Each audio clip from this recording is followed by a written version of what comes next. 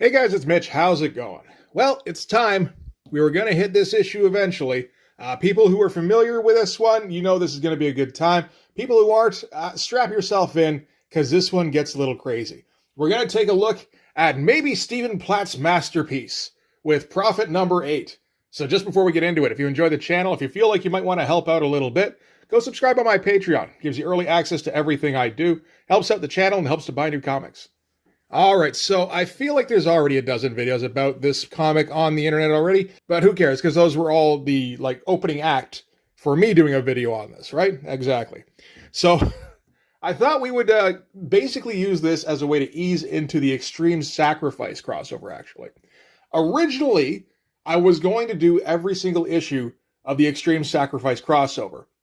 And then I did the Extreme Prejudice crossover and realized, no, that's a bad idea. Because Extreme Sacrifice is just Extreme Prejudice, but basically times 2, twice as many issues. I'm not doing that shit.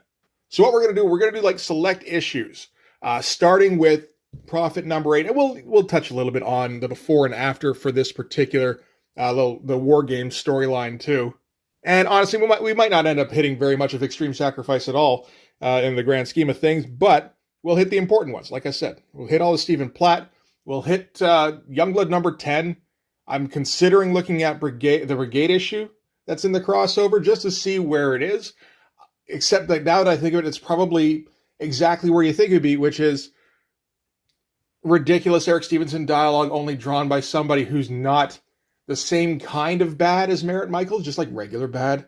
And the downside is I bought every issue that was in the Extreme Sacrifice crossover before realizing that was a terrible idea. Ah well, can't be helped. So let's talk about the War Games crossover. So this is started from basically Prophet 5 through 7, which I did actually cover, I don't even know how long ago, maybe close to a year. And that was the opening shots by Stephen Platt on comics, basically. Kind of introduced the world to his ridiculous style. So now we're living in a post-Platt world where we can get full issues of shit that looks like this, as well as the odd cover on other things. So rejoice, for it is a glorious time. But anyway, in that little storyline, what happened, Prophet was captured and taken to the Ragnarok Institution, one of those, which is run by some dude named Omen. And he was put in a Matrix training program, which he kind of took over and just massacred all sorts of fictional people. And then he massacred everybody at the Ragnarok Institute, probably, before escaping. And then they sent mercenaries after him and Kirby, and it turned into a big old gunfight kind of thing. It was some pretty crazy looking stuff. So in the wake of that, Omen is still trying to retrieve Prophet. For whatever reason, there's not really been much of an indication of why he wants him. It gets expanded on a little bit in this one. I guess that's something. And in Bloodstrike, the entire team got wiped out in the Extreme Prejudice crossover. So now Bloodstrike is a dude in a poorly designed costume. He's a mercenary for hire. He seems to have some kind of team, but I don't know what their deal is because I'm not reading those issues. So this little storyline starts in Bloodstrike number 15, which also has a Stephen Platt cover. And this Stephen Platt cover is pretty fucking great. You know what's funny? Actually, the actual drawing, if you tilt it a little bit, it's it's okay. It's kind of weird. They just kind of look like they're strangely dancing. But you tilt it like that, and all of a sudden it becomes insanely dynamic. All sorts of that really thick double lighting, all that vein stuff that Stephen Platt kind of excelled at. Insane proportions for the quad specifically, and the biceps, the shoulders, all that. There's certain muscle groups that he kind of hyper focuses on. And yeah, we get all the detail and the brickwork in the back here, the pipes, all the water dripping down. That's an amazing cover. I'm trying to figure out how to render muscles this way. Just a little bit. Because, like I said, Platt does vein work like nobody else. And I would love to be able to get something similar to that. I don't know if I can fit it into my style, but I figure it's worth trying out.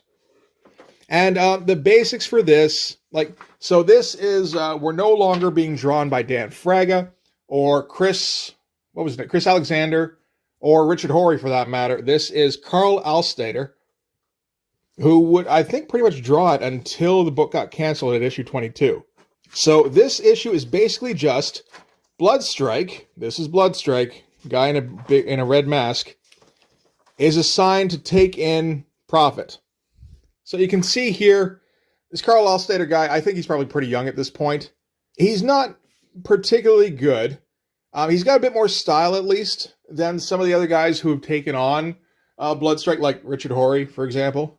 Like Dan Fregg is about on par, that kind of thing. Yeah, so I don't really want to spend too much time on an entire issue that's drawn by this guy, because it's just not very good. Okay, so this is Gunther. This is like Bloodstrike's direct superior. He responds to Omen, and Omen apparently reports to this guy here in the goofy costume who goes by the name of Wargame. And Wargame works for Darkthorn. So there we go. That's the whole chain of command. Darkthorn, you may or may not recall, was in Youngblood number 4, was the first time we saw him. Or it might have been number 3, actually. Should I check that out? Probably not. You know what? It was actually Youngblood number 2. It's weird how those early Youngblood issues just became kind of a delivery system for Prophet. I feel like Prophet's gotten way more attention in the intervening years than Youngblood ever did. But yeah, Darkthorn is essentially Rob Liefeld's dark side. So, yeah, he's got this chain of minions, this barrel of monkeys. So, yeah, Prophet is out on his own. Kirby was sent after him, and I think they kind of came to a bit of an agreement. So now Bloodstrike's getting sent, and like this is all just, there's nothing that looks great in here, and there's nothing that I really need to describe. Bloodstrike is going to go and try and kill Prophet. That's it. And somehow they end up in some sewers. I don't think I really... Oh, wait. I think he's fallen through some ground here. Yeah, because did he pull him down? I suppose. So that's why he's in some sewers. But that's an important thing for the Prophet issue we're gonna spend some time on here. Yeah. See, nothing really worth talking about. Okay. But we just needed to talk about that cover, basically. So now, Prophet number 8. This is Prophet versus Bloodstrike in sewers as drawn by Stephen Platt. I feel like this is the most insane fight you're going to see in American superhero comics ever. Starting with whatever's going on with Prophet on the cover here. This has been done before, where you try and figure out what exactly is a muscle mass. I think I can see what most of them are. Like, this is a bicep, this is a tricep, this is the elbow, obviously, and this is the forearm, right? Okay. So, from there, we can determine this is the shoulder. So this is all backle muscle. He's like Hunchback of Notre Dame shit. This is another shoulder, by the looks of it, which would make this another tricep, theoretically. Ed Piskor made the comparison that this is Tetsuo from Akira, and I can't come up with a better comparison than that.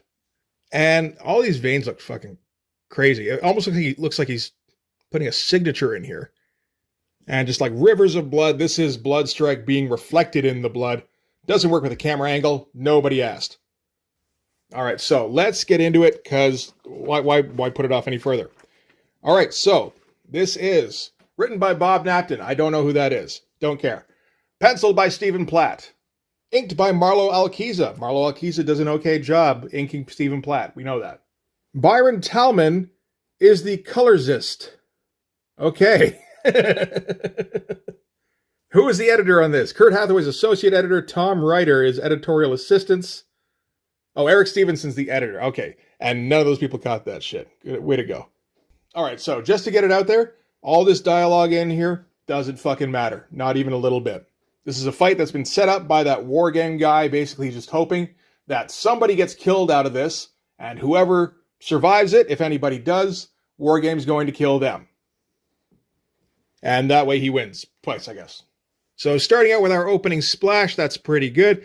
Cuts open his mask right away. Get our crazy Dutch angle. Fucking look at all this perspective shit going on. Like, that's yeah, with all the bars too. He's doing a real vanishing point. And like, the pose doesn't make any sense. It's more like they're both falling over at the same time. Like, I wouldn't think to pose a guy like this, because it wouldn't happen in real space. But that's the beauty of Stephen Platt. Again, massive muscles everywhere. Everything double lit. The arm always has to be double lit so you can get that vein work in. And okay, shoves Bloodstrike's face underwater here. Again, more of those fucking veins. Everything's always on a Dutch angle. That's a pretty squashed fucking face and pretty wide too. Bloodstrike kicks Prophet off him. And like way the fuck off him. And now he's free. And the panel design in here is not super. I gotta say, you really needed a gutter around this. You don't realize necessarily that this is where the panel ends. It looks like this is a continuation from his body here. So it's like, oh fuck, did he rip his whole head off? Particularly with the ragged mask trailing into that panel. Yeah, that's a bit of a mess. And the colors can't do anything about it because they're both underwater, unless you like really want to change up the color of the water. Probably should have tried to do something like that. The perspective on this makes it look like these pipes go on for fucking ever. And again, I love the way that Stephen Platt does these muscles, where it looks like he's just doing a crazy outline and then filling in detail afterwards. He's not like coming up with muscle groups, I don't think. And after all the ink spilled all over this page, you get to this panel here where there's no background and it's like striking. It's like, oh my God. Like that's a daring design choice now. So when Cabot kicked Prophet off him, he managed to impale him on like 5 different pipes. So he's got all those sticking out of him now, which he does have on the cover here as well. He's just got all this shit poking through him.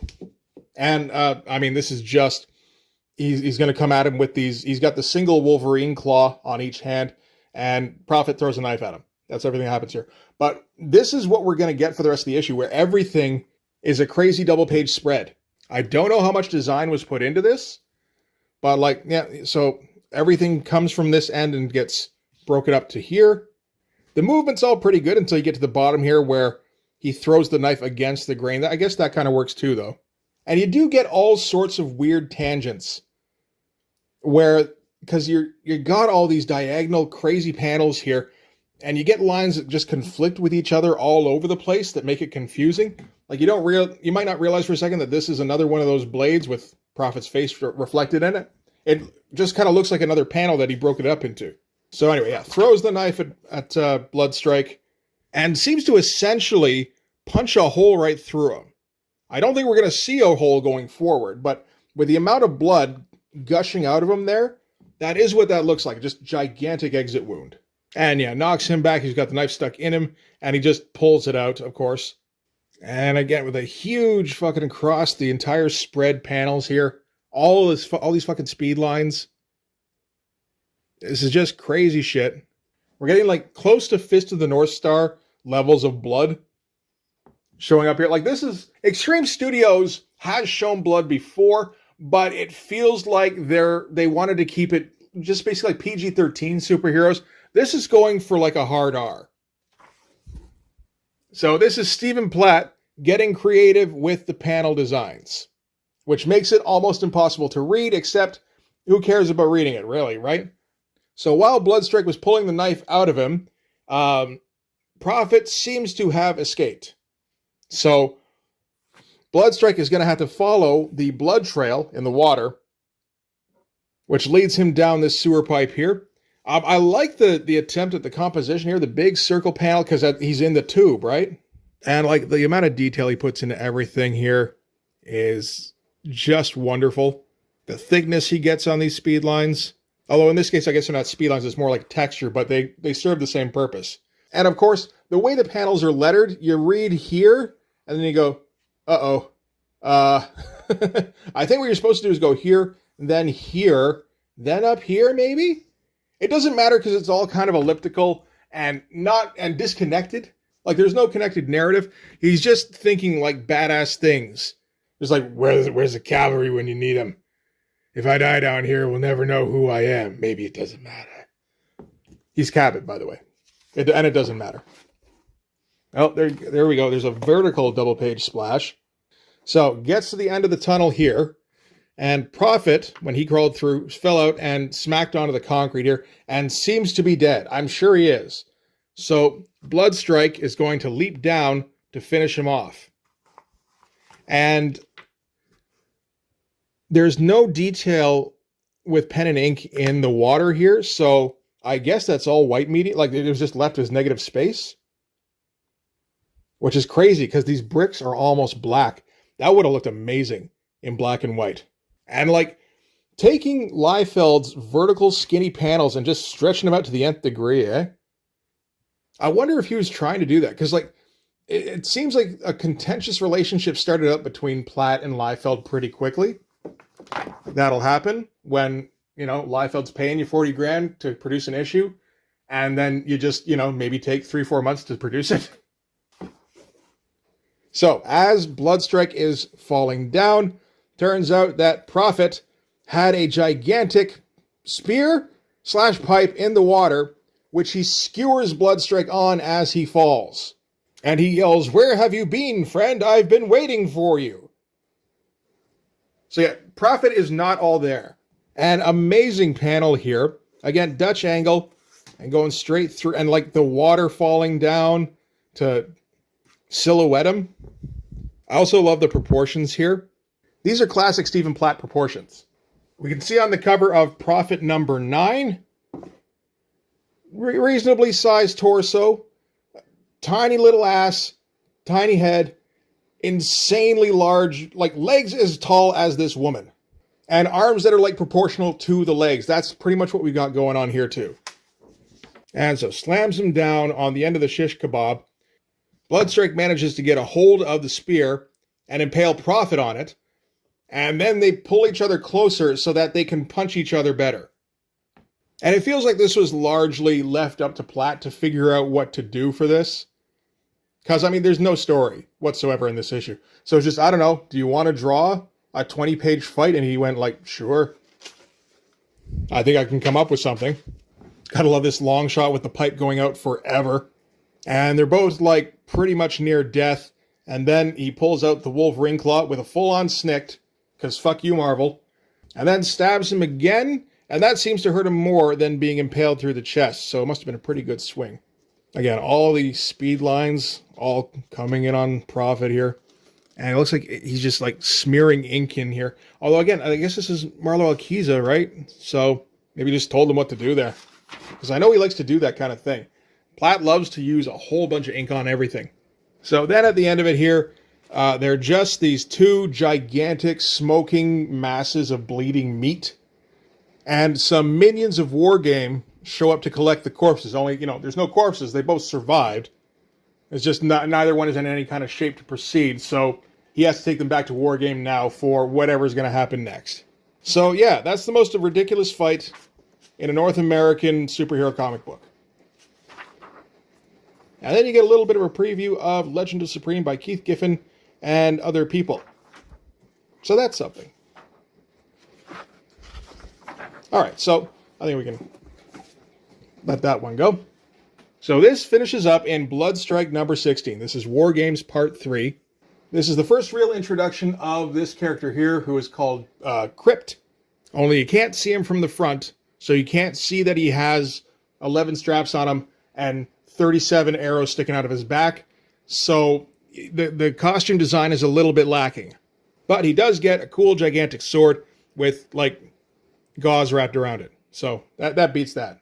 And it looks like we're going to get a follow-up for Prophet versus Bloodstrike in this. And all sorts of moons. Why have just one moon when you can have 8? Okay, and we're back to Carl Alstater on this one.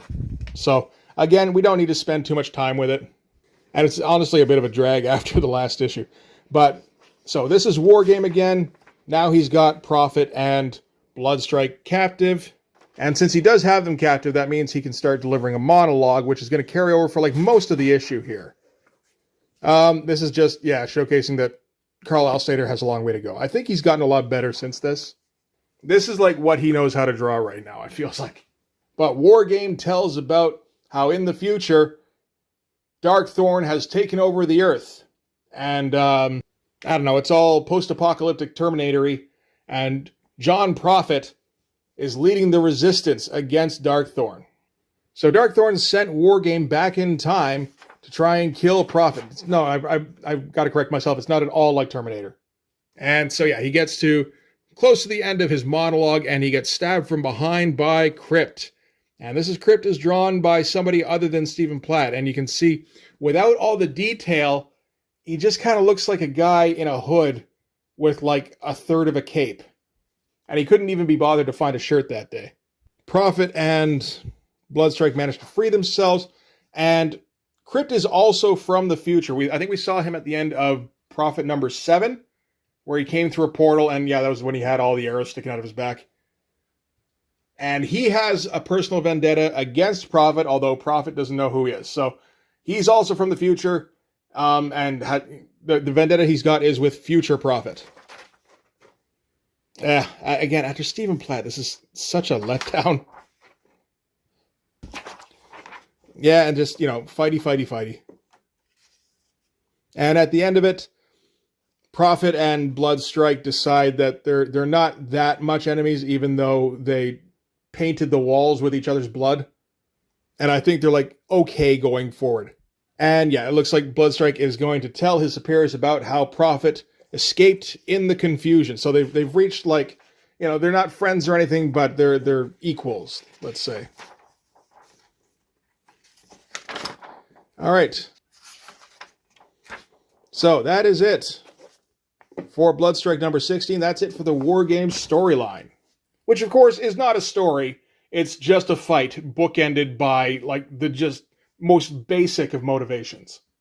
But it has something to do with Darkthorn, so it's kind of sort of related to Extreme Sacrifice if you squint and tilt your head and maybe concuss yourself a little. So yeah, if you're looking to find any of these, this is the one you want, Prophet number 8. The other ones, I mean, they've got amazing covers. Like, as a triptych, this is pretty great. I've got no problem with this whatsoever. In fact, I feel like I should display this like this somehow. I'm sure some people have. But in terms of just splatterpunk, violent, pseudo-superhero-y fighting, I don't think it gets much better than this. At least, again, not by North American artists. I'm sure there's like some stuff in manga that can match this for intensity and for bloodshed, for speed lines, whatever. It's just seeing it in the North American comic format in the early 90s is just fucking bonkers. And again, with the double page compositions on everything. It's wild stuff. I bet he took like close to half a year on this. So that's going to do it for Prophet number 8. Next one of these we'll look at will be Youngblood number 10. So that'll be closing out the Youngblood series. So I'm kind of looking forward to that one.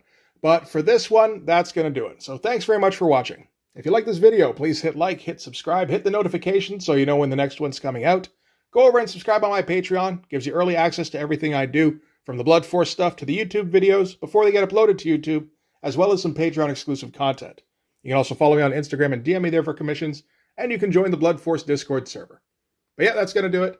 Thanks again for watching. I'll see you guys in the next one. Bye-bye.